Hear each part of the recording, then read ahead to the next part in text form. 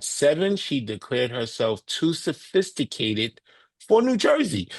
Years later, she danced her way across Europe, built Japan's first male revue show, helped transform FUBU into a global brand, yes, and carved out a place as a chaplain, speaker, and a cultural strategist, among other things. From ballet studios to boardrooms, cruise ships to corporate America, Leslie's journey is as unconventional as it is inspiring. With humor and fearless candor, she shares the realities of racism, sexism, and the courage that it takes to step into spaces where no one expected her to be.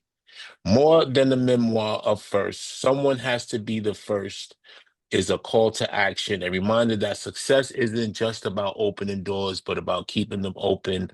Others can follow. When you're going to write your story, it's not conventional. And to me, it wasn't that it was not conventional, it was just my life. And when I decided to go to Vegas, everyone said, you're too short and too black to ever work in Vegas.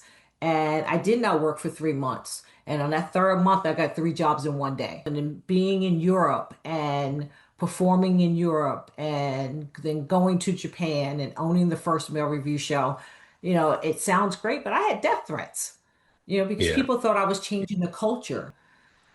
Fast forward, coming back to America, producing for television. Everyone told me I needed a communications degree.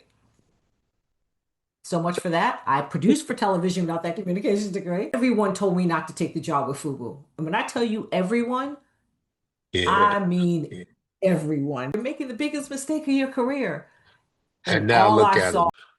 so someone has to be the first. And that's what my book is about, to build something. But then when Right. you get into a position at some point, you need to be able to turn around and say, have I left a roadmap? It's not the roadmap that everyone should follow, but a Hmm. roadmap that people can use as a guideline.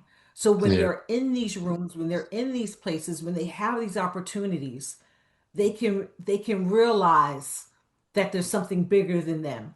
Build for the next generation to keep building. That's what my Yeah. book is really about.